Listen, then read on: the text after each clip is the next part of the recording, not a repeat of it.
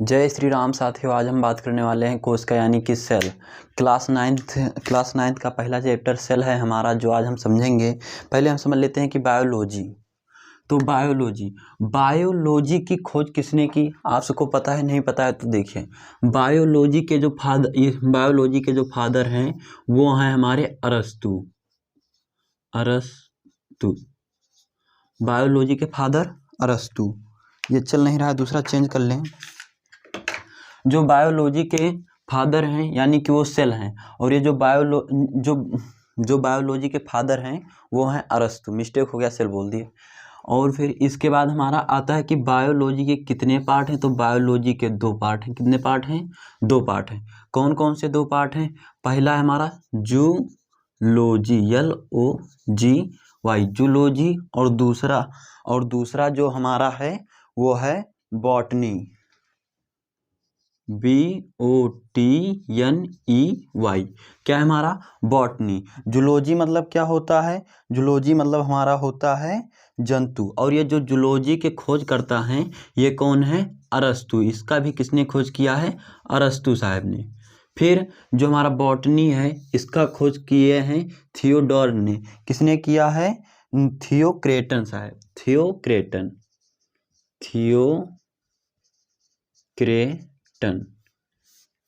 इसका किसने खोज किया? सबसे पहले अगर जो हमारा पूछे कि बायोलॉजी का खोज, तो अरस्तु ने। फिर अगर जो पूछे कि बायोलॉजी के कितने पार्ट, तो बायोलॉजी के 2 पार्ट। जूलॉजी की खोज अरस्तु ने, बॉटनी की खोज थियोक्रेटन ने। फिर इसके बाद हमारा आता है कि इनमें देखिए जूलॉजी, इनमें किसको पढ़ते हैं? जंतु के बारे में। किसके बारे में? जंतु के बारे में। और इनमें पढ़ते हैं प्लांट्स यानी कि पौधों के बारे में। किसके बारे में? पौधों के बारे में। सिंपल है। फिर अब हमारा आ जाता है सबसे पहले सेल यानी कि कोशिका। तो यहाँ पे लिखेंगे CELL, सेल। इसे हम कहते हैं कोशिका। अगर जो आपको इसका PDF चाहिए तो हमारे नंबर संपर्क करें 88 10 26 33 66 पर। ये हमारा व्हाट्सएप नंबर है। आपसे इसकी सारी रिलेटिव वीडियो आपको दे दिया जाएगा। आप इस पर केवल आप थोड़ा सा मैसेज करिए, PDF आप भेजिए, लिख कर भेजिए, उस पर आपको PDF मिल जाएगा इसका। तो हमारा कोशिका है। क्या है? कोशिका। अब समझते हैं कि कोशिकाओं के अध्ययन को, कि जो ये कोशिकाओं के अध्ययन को क्या कहते हैं? तो कोशिकाओं के अध्ययन को हम क्या कहते हैं? साइटोलॉजी। कोशिकाओं के अध्ययन के CYTOLOGY, साइटोलॉजी। ये जो साइटोलॉजी शब्द है ये 2 शब्द से मिलकर बना है। किन 2 शब्द से मिलकर बना है? एक होता है साइटो, और ये किस ब्रांच से आता है? कोशिका किस ब्रांच में आती है? साइटोलॉजी ब्रांच में। ये साइटोलॉजी एक शाखा है। फिर साइटो एक लैटिन शब्द है। कैसा शब्द है? लैटिन शब्द है। लैटिन शब्द ये है। और लॉजी का मतलब क्या होता है? टू स्टडी, यानी कि किसी के बारे में नियंत्रण जानना, अच्छे तरीके से जानना, उसे कहते हैं टू स्टडी। STUDY। अभी हम आगे कई सारी स्टडियाँ पढ़ेंगे। साइटोलॉजी है, हेमटोलॉजी है, और भी आगे कई हैं। अब हम एक एक करके आपको सब सिखाने वाले हैं। तो यहाँ पे हो गया साइटोलॉजी। अब ये जो साइटोलॉजी शब्द आता है, मतलब इसकी शाखा किसने दी? तो इसकी शाखा लिखिएगा कि इसकी शाखा दिया हर्टबिंग नामक वैज्ञानिक ने। किसने दिया? हर्टबिंग, HEART, हर्टबिंग, या WING, हर्टबिंग नामक वैज्ञानिक ने दिया। अब बात आई कि कोशिका की सबसे पहले खोज किसने की? कोशिका की सबसे पहले खोज किसने की? ये जो कोशिका है इसे हम मिटा सकते हैं। आपको इसका PDF लेना है तो हमारे नंबर 88 26 33 66 पर कांटेक्ट करें। फिर देखिए, कोशिका की जो खोज है ये किसने की? तो सर्वप्रथम खोज कोशिका की खोज किसने की? रॉबर्ट हुक नामक वैज्ञानिक ने। कोशिका की खोज रॉबर्ट हुक नामक वैज्ञानिक ने। रॉबर्ट हुक नामक रॉबर्ट हुक नामक वैज्ञानिक ने किसकी खोज की? कोशिका की खोज की। आप हुक से, जो पैंट वैंट में हुक लगा होता है वो कैसा होता है? छोटा होता है। तो आप हुक से अभी आगे पढ़ेंगे रॉबर्ट ब्राउन और भी अन्य वैज्ञानिकों के नाम पढ़ेंगे तो उसे ना भूलें। तो इसीलिए हुक याद रखना। हुक क्या होता है? छोटे वस्तुओं को पकड़ने के काम आता है, तो हुक से याद रखना रॉबर्ट हुक।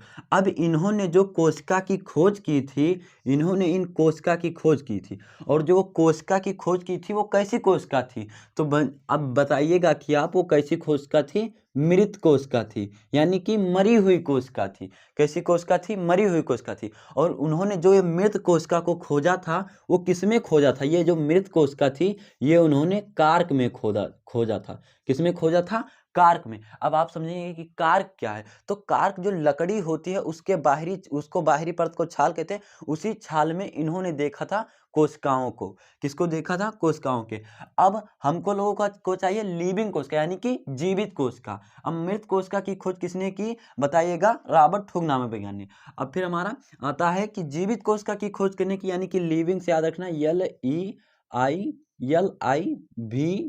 LEIVING, यानी कि लिविंग। लिविंग मतलब क्या होता है? जीवित। तो जीवित कोशिका की खोज किसने की? जीवित कोशिका की खोज किसने की? एंटोनी ल्यूवेन हॉक नामक वैज्ञानिक ने। यहाँ पे लिखना ल्यूवेन हॉक। ल्यूवेन हॉक नामक वैज्ञानिक ने किसकी खोज की?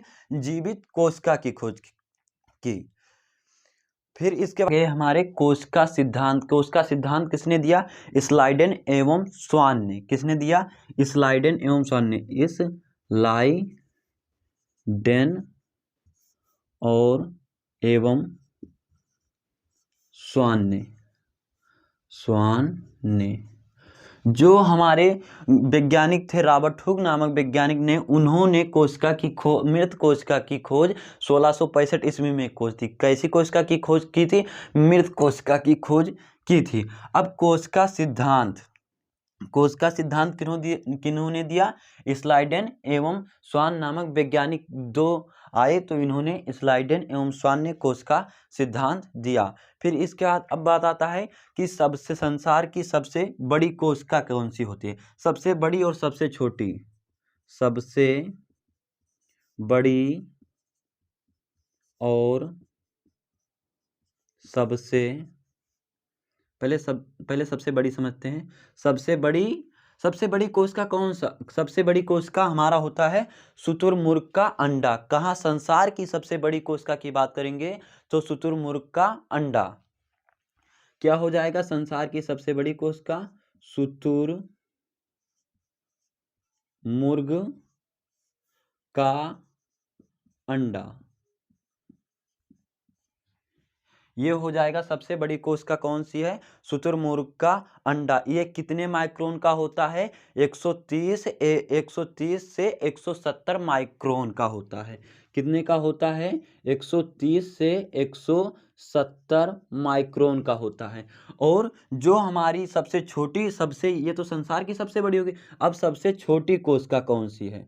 सबसे छोटी कोशिका सबसे छोटी कोशिका कौन सी है?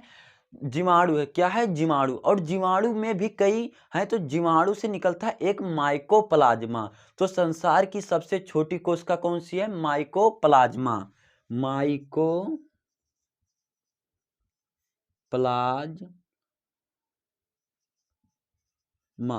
माइकोप्लाज्मा। ये कितना होता है? 1 माइक्रोन होता है। कितना होता है? 1 माइक्रोन होता है। अब फिर बात करते हैं कि हमारे शरीर में सबसे बड़ी एवं सबसे छोटी कोशिका कौन सी होती है।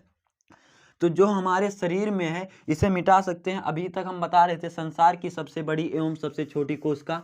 अब हम अपने शरीर में बताएंगे कि सबसे बड़ी एवं सबसे छोटी एवं सबसे लंबी कोशिका कौन सी होती है। तो जब हमारे शरीर की बात करेंगे तो सबसे बड़ी शरीर की कोशिका कौन सा होता है? अंडाणु। कौन सा? अंडाणु, जिसे ओभम कहते हैं। जिसे क्या कहते हैं? ओभम।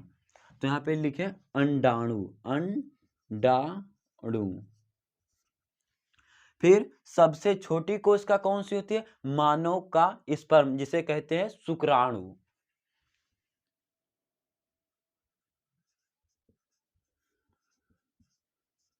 स्पर्म ना लिखें, शुक्राणु कर दे यहाँ पे तो ज्यादा अच्छा है। शुक्राणु। शुक्राणु, ये हो गया।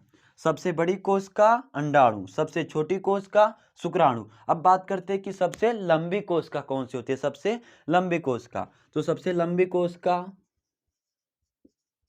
सबसे लंबी कोशिका, ये हम कहाँ की बात करें, मानव शरीर की। आप संसार की ना समझिएगा, संसार को हम पहले ही बता चुके हैं। सबसे लंबी कोशिका कौन सी होती है, न्यूरॉन, जिसे कहते हैं तंत्रिका। क्या कहते हैं, न्यूरॉन, न्यूरॉन, या आप कह सकते हैं तंत्रिका, तंत्रिका भी आप कह सकते हैं। अब समझते हैं कि कोशिका सबसे ज़्यादा कहाँ पे, मतलब कोशिका कहाँ पे सबसे ज़्यादा रीजेनरेट होती है, मतलब कहाँ पे सबसे जल्दी मतलब भरपूर कर लेती है अगर चोट चपेट लग जाता है कहीं पे। तो पुनर्निर्माण, क्या, पुनर्निर्माण, लिखिएगा आप, पुनर्निर्माण,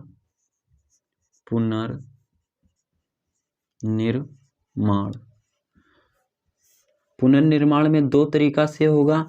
एक होगा सबसे तेज, कैसा होगा, तेज, और एक होगा धीमा।